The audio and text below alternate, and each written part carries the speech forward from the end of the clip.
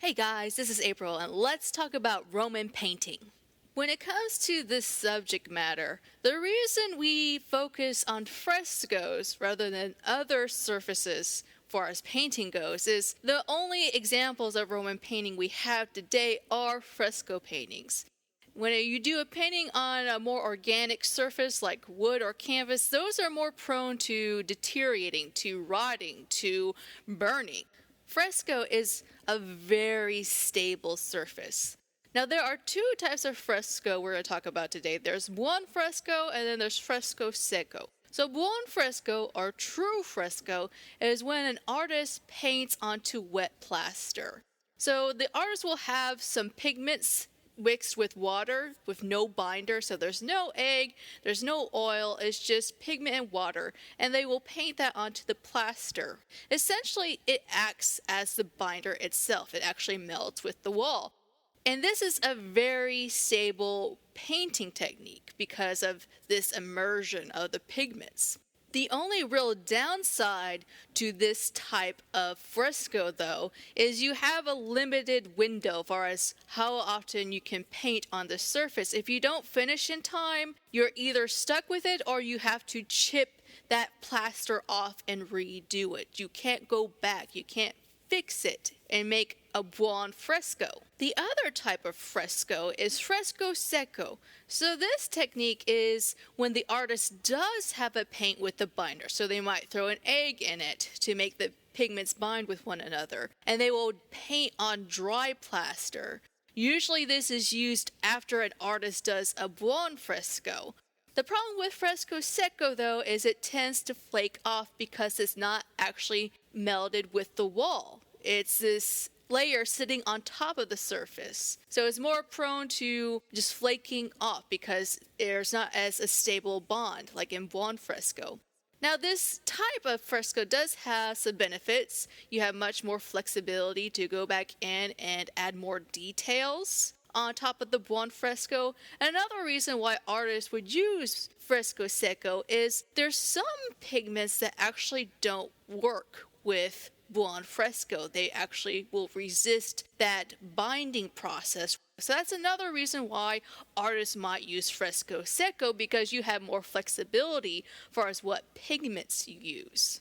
When it comes to the origin of this technique, the Romans are actually not the people that develop it. This technique pops up thousands of years before the Romans come into their prime. We first see fresco paintings actually in Crete, and then they start to pop up in other areas like Egypt. Now, even though this is a stable technique in which we have these ancient examples, it still is very prone to still being damaged. You can easily chip plaster away from a wall. You can easily paint over it. A wall can easily crumble from an earthquake or be destroyed by a culture that comes into power afterwards. And we're very fortunate to have a lot of examples of Roman painting. And the big reason this is the case is because of a natural disaster. What happened is 79 AD, Mount Vesuvius erupts, and it coats several towns in that area with ash, essentially creating this time capsule.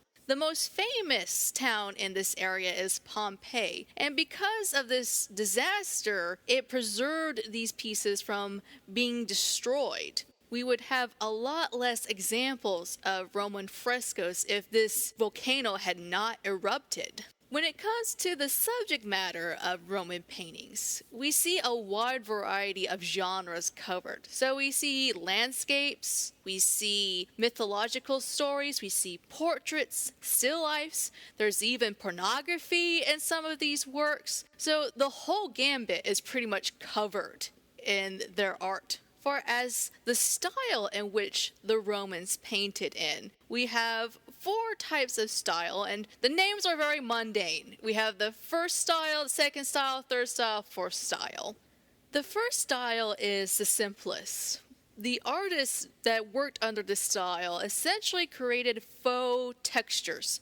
They frequently tried to replicate the surface quality of marble or granite. The reason for this is this was a cheap way to jazz up your house. Marble and granite paneling was very expensive, so they had artists come in and create these false surfaces. The second style is way more complex. This style is focused on illusion. It'll be separated usually in 3 registers, and the bottom register will usually have a faux motif. It'll replicate something that looks like marble or granite. And then the central register, the dominant one, will have an illusionistic scene. So there might be a scene of a landscape with architecture or a landscape that is of a garden. And these spaces are very, very convincing for the time. They used perspective on their buildings, and they also used atmospheric perspective. So that is when things that are far away from you tend to become paler and more blue, as well as you see this loss of detail. Now, not all second style paintings are landscapes. A good example of one that's not, but still focused on illusion, is the one from the Villa of Mysteries. Here we have this large mural full of people, and essentially it's believed that this is depicting a cult ritual for Dionysus. The third style breaks away from illusion, though. When it comes to the third style, it becomes much more interested in ornamentation. So the surface that you see is not going to try to convince you that this is an illusionistic space. This type of painting is not going to try to trick you. And some ways that it does this is there'll be large panes of monochromatic colors. So you might have a lot of black, red, yellow, or white on the wall. Another trait of the third style is it's very decorative, and a lot of the decoration is fantastic. So you might have architectural motifs that if they were to be introduced in the real world, they would have no structural integrity or would not be able to stand up. Another thing that we start to see with third style painting is the introduction of Egyptian motifs. It's during this period that the Romans become fascinated with Egyptian culture. You will still see these small panels, though, that are illusionistic, or sometimes there might be a small painting that is very simplistic in color. But when it comes to the structure of these type of paintings, it's very tight, very controlled, even though it's ornamental. There is a sense of predictability. There is a sense that they are following a pattern. Your eye knows where to go in the room. It knows what is the point of emphasis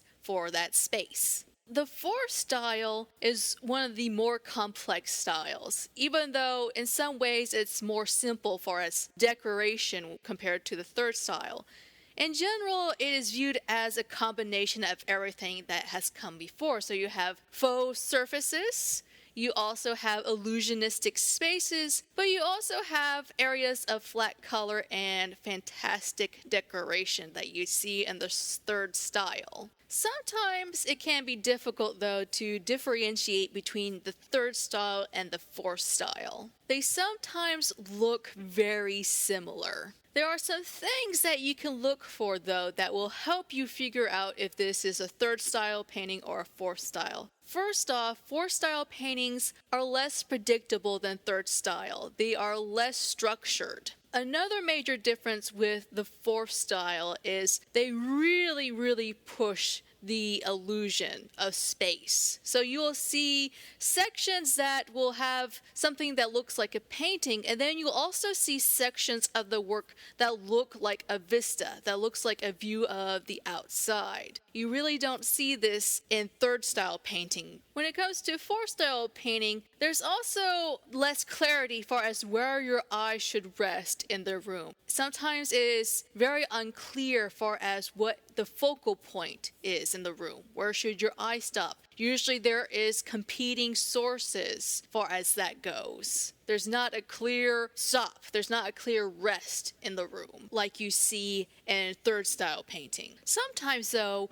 you might have problems figuring out whether or not a painting is the second or the fourth style. One way in which you can differentiate between those two, even though they both usually have a strong illusionistic quality, is second style paintings, especially of those with strong architectural elements. The whole register is going to feel like one cohesive scene. In the fourth style, though, even though you see that strong sense of trompe l'oeil, tricking the eye, it will still feel like it is a variety of scenes meshed into one. It's not going to be cohesive like it is in a second style painting. It's not going to look like you're looking at the scene from one point of view. Sometimes fourth style paintings actually feel like a quilt, like they are patching together different styles. So that's all I have today for Roman art. If you have any questions in which you can't find the answer easily on Google, feel free to put them down below in the comments. I hope you guys enjoyed this video, and I'll see you later.